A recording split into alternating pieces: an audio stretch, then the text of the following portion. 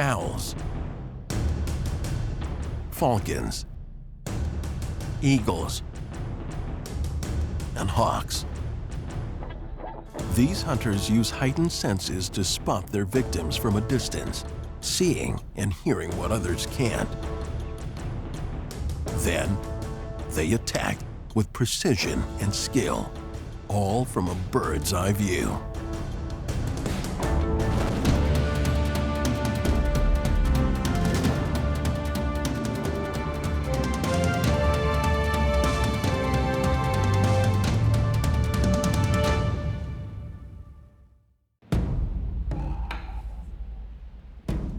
Stillness. Quiet. The coast is clear. The perfect time to forage for food. Isn't it?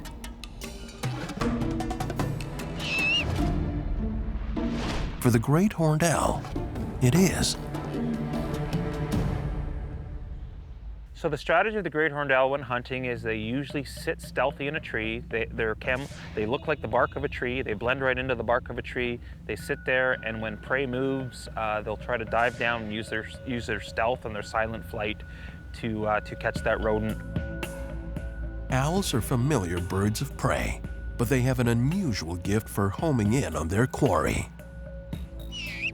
These specialized tools give them an edge. Many owl species around the world have asymmetrical hearing. So one ear is above the other ear. So what that does is allows them to have perfect depth perception.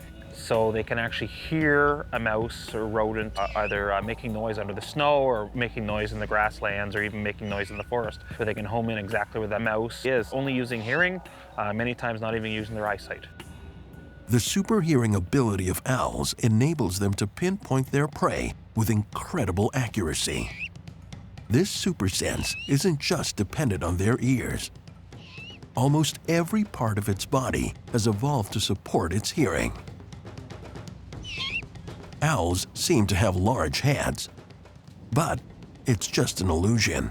Their facial feathers make their heads seem larger, but they also grow in the formation of a parabolic dish. This shape helps focus the sound waves onto their ears and maximizes the volume of audio information they can collect. Much like when you put your hands up to your ears to hear something a long way away, it makes your head look a lot bigger. But in the owl's case, it's only feathers that's supporting that parabolic dish, so they can use their hearing to find their dinner. And the eyes, mesmerizing, haunting. Like all birds of prey, their eyeballs don't move. They're locked in place. Fixed eyeballs give owls a much-needed constant in a hunt filled with constantly changing variables. Owls don't have the ability to move their eyes, but they certainly have the ability to move their head. Owls can turn their head about 3/4 of a turn in either direction. As humans, we can only turn about 70 degrees in each direction. But when their head moves, their hearing and their eyesight move together, which allows them to, of course, look around and hear around at the same time, which gives them a great advantage when they're out hunting. These fine-tuned and precise head movements indicate a critical stage in the hunt. Audio and visual come together. The target is set, and it's time to move. Even while in full flight, owls continue to collect data on the location of their prey. Most owl species are designed with silent flight, so when they flap their wings, they don't make any sound. They have specially designed flight feathers, very loosely feathered in the chest so they can fly through the air quietly. And a lot of people assume that so they can sneak up on their prey. Absolutely not. It's so they can actually listen to their prey. So if they made a lot of noise with their flight feathers, they'd be listening to themselves and not their dinner. So they fly silently so they can use their hearing. When the brains have done their job, brawn takes over.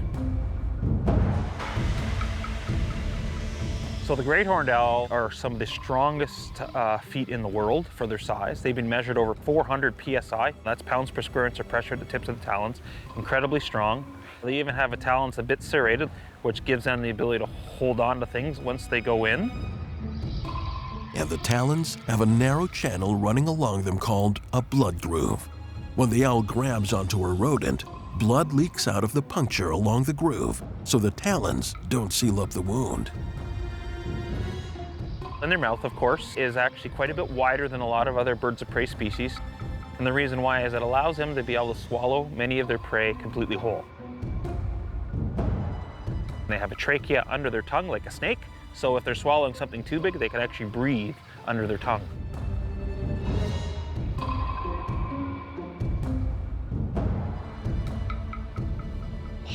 Owls locate, kill, and consume with mastery, all in deadly silence.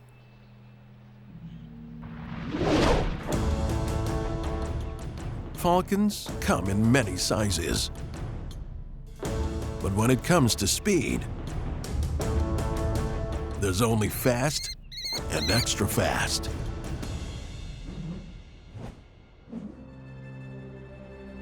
Soaring at 150 meters, a falcon can detect the tiniest motion far below.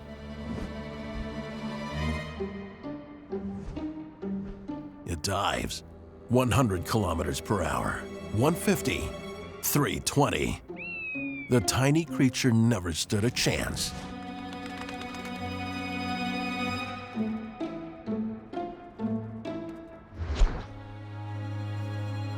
All falcons are efficient predators, but the peregrine falcon is in a league of its own, reaching speeds of over 350 kilometers per hour. It's the fastest animal on the planet. At top speeds, one of the greatest challenges is simply breathing. So you've probably been at high speed, maybe on a boat or something like that. You open your mouth and all the air's rushing in. It's really hard to breathe, but you're gonna close your mouth a little bit and allow a little less air in because air's coming in fast. The same with the peregrine falcon in their nostrils. When they go into a high-speed dive, naturally have a cone in their beak. It raises a little bit, allows less air in, and of course allows them to breathe at high speed. Without these adaptations, the peregrine falcon's lungs would be flooded with too much air. These delicate organs couldn't take it. Tests by German scientists using trained falcons may have uncovered the secret of the world's fastest animal. The study captured high-speed images of falcons diving. Using these images, they built model life-size falcons and tested them in wind tunnels to measure the drag and lift on the body. They determined that while diving, small feathers pop up on the falcon's upper back. This increases speed by reducing drag, and could be the reason this winged daredevil can move so fast and live to tell the tale.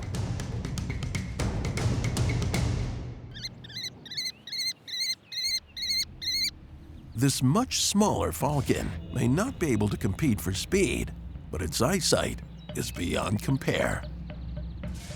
The American kestrel is about the size of a mourning dove. It's the smallest falcon in the Americas. This diminutive cousin of the peregrine falcon has a formidable predatory adaptation all its own. Kestrels have been studied extensively for their great eyesight, and also they're known now to see into the infrared spectrum of light. And they think kestrels use that, so when they fly over a field, they can see urine trails from mice and know it's good hunting grounds. Obviously, the more urine trails they see, they know there's lots of mice available. Once they narrow down a key location for prey, another skill kicks in. Different kestrel species worldwide have the ability in most cases to hover, so they can sit in one place almost like a kite on a string, and when their prey breaks cover, they'll dive down from that height advantage being right over it and be able to capture their prey on the ground or in the air. The peregrine and the kestrel have different approaches, but when it's time to kill, these two falcons rely on the same tools to finish the job.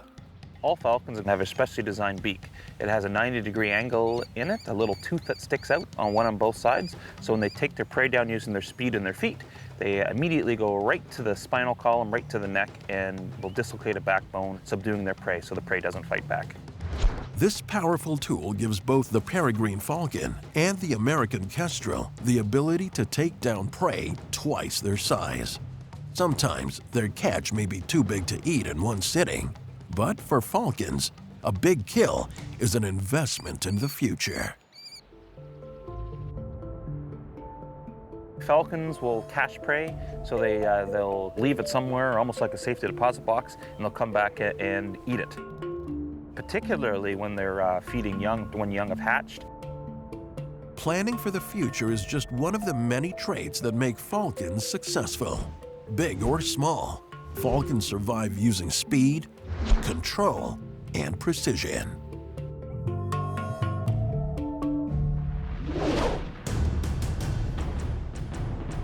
The bald eagle is truly an icon. With laser-sharp eyes and deadly talons on powerful feet, this bird of prey is a phenomenal hunter.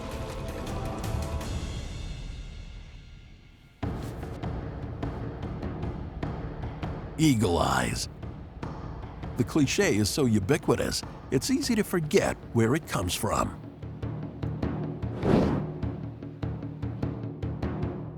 Cruising at 70 kilometers per hour,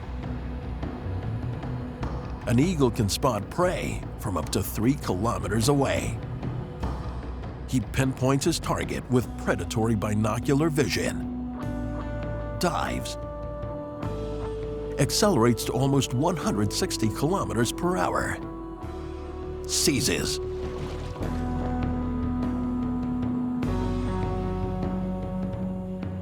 and crushes its victim with razor-sharp talons 10 times stronger than a human's grip.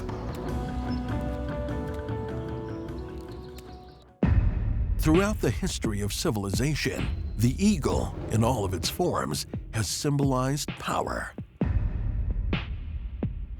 In North America, the symbolism lives on in the bald eagle.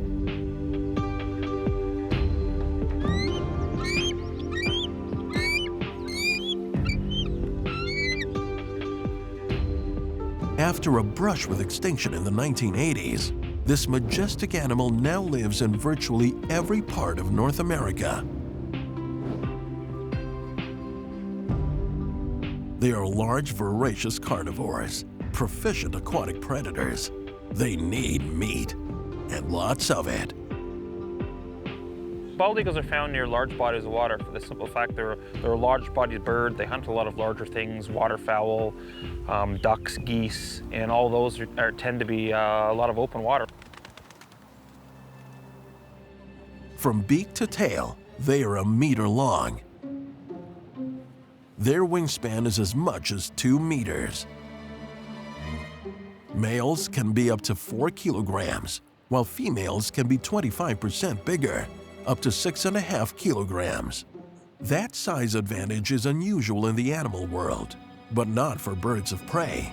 There are larger birds out there, but in the hearts and minds of many wildlife enthusiasts, the bald eagle soars above all others. Clearly, this handsome hunter is not bald at all.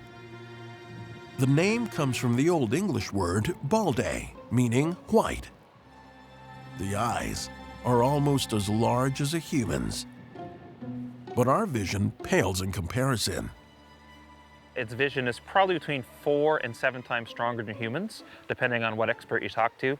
Now you have to remember they see faster than us, so we see about 28 to 30 frames per second. They see over 100 frames per second, and so they can see speed really easy. Where we can move our eyes side to side, birds of prey can't. They actually have to move their head. But it's advantageous that now their eyes are a steady platform. When they're almost like a gyroscope, their neck acts as, and they can use that binocular vision and pull focus, which allows them to have almost something called tunnel vision. So they can see something and focus on it, be able to fly up and down, their head stays still, and they can still home in on what they're trying to hunt. They are fully capable of hunting a wide array of small animals, but they're designed specifically to kill fish. As they lock onto the target, a nictitating membrane closes over it to protect the eyeballs. It blinks every 3 to 4 seconds to keep the eye moist and clean. But because it's translucent, vision is maintained. Then, the talons go to work. Bald eagles don't have as long as talons as some of the other birds of prey or raptor species for the simple fact is they are fish catchers, so they don't need the big hook on their talons. They do have slightly curved talons, but it makes it a little bit easier if they're not hooked all the way around. It makes it much easier to grab into slippery things like fish. But also on their feet, they have almost like sandpaper or like treads on your shoes. It allows them to have grip so they can hold on to fish and other slippery things. They have a hook on the end of their beak, which acts just like us using a fork. So their feet do the killing, and where their feet make little holes in their food, they can stick their beak in that hole and pull little pieces off, because they're certainly not going to be able to swallow their food whole when they catch something as large as, say, a 2-kilo rainbow trout. They're able to put their hook in the beak and pull it out in little pieces, and they got perfect sashimi for the rest of the day. Eagles have been used as symbols of power and integrity, perhaps because of their reputation as great hunters, or because they look intimidating. But in the wild, eagles do what needs to be done to survive. And that means they're just as happy feasting on other animals' kills.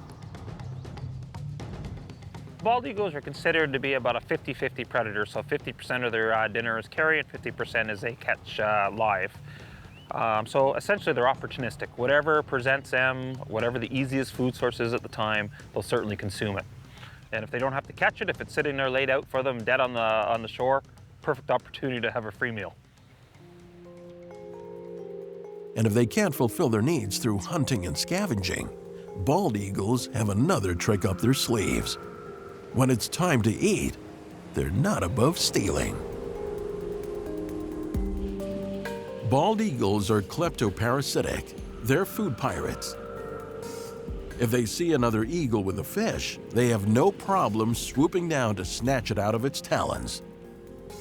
Many times the other bird will drop it, and the bald eagle will either catch it in the air or catch it on the surface of a lake. If they see a cormorant with a fish, they're just going to snatch the cormorant and the fish.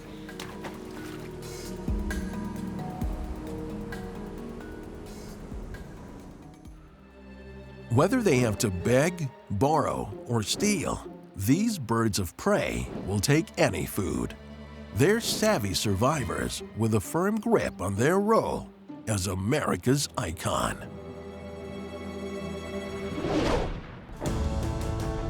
Some hawks hunt in packs, eating prey twice their size, while others search in solitude.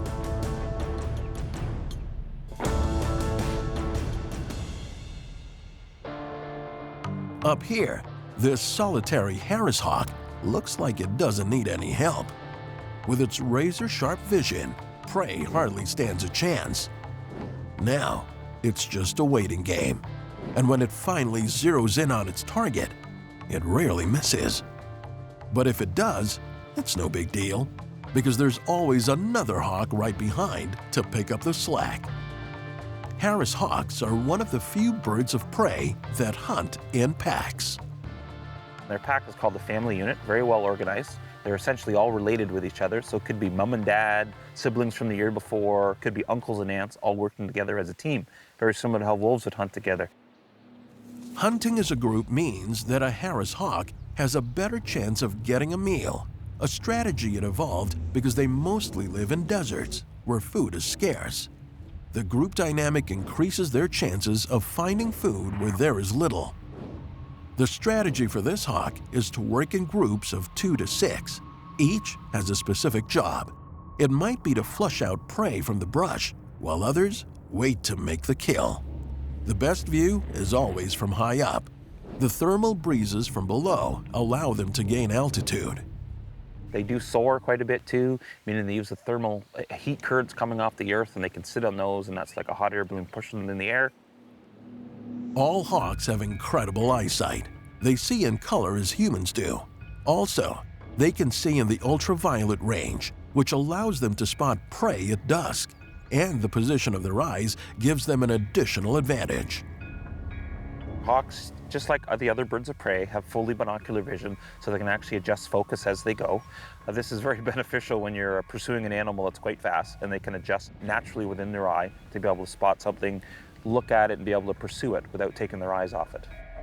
What allows hawks to continue that pursuit at high speed is the same type of semi-transparent membrane that protects eagle's eyes. It moves across from side to side like a windshield wiper. It moistens the eye and allows them to be able to see at fairly high speed. And this is a great advantage over humans because we have to blink all the time, and by blinking, we take our vision away. Basically, we're shutting our eyes for a split second, where hawks don't have that. The see-through membrane allows the hawk to never lose sight of its quarry. To make the perfect kill, Harris hawks rely on brute strength, using particularly large and powerful beaks and talons. Hawks vary in size from species to species. The Harris hawk has an average wingspan of 115 centimeters. They're experts at taking prey in mid-flight. They can grab a bird at high speed using ratchet-like tendons in their toes. Once they grab on, they don't let go. The more the prey moves, the tighter they grip. They grab onto their prey and they will squeeze. Some squeeze multiple times and put multiple holes in their prey. Some will squeeze once and hold on for dear life, and hopefully their prey will die just from pressure and from being bludgeoned to death. For hawks, patience and position lead to a kill. They'll sit on a telephone pole, sit in a tree, they'll look over a field, and when they see prey move, they will watch it until it breaks cover, and then they'll dive down using that height advantage and speed and a slow sort of glide, and then grab their prey right on the ground. Hawks vary their food according to where they live and what's in season. For instance, red-tailed hawks in North America eat a lot of mice and snakes in the summertime where they're available. We have Swainson's hawks of the Canadian prairies and badlands that eat a lot of grasshoppers in the summer months. We have goshawks in the forests of the Northern Hemisphere, North America, Asia, and Europe. They eat a lot of grouse, they eat a lot of crows and rooks, also very dependent on where they are, but a lot of cottontail rabbit and a lot of jackrabbits.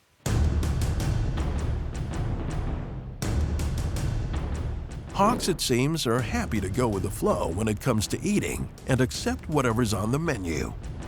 With binocular vision, vice grip-like feet, and the ability to hunt in packs, these feathered assassins have become masters of air and land. Seeing the world from above give birds of prey a huge advantage. With impeccable eyesight, sharp beaks, and powerful talons, these predators are precise, efficient, and deadly.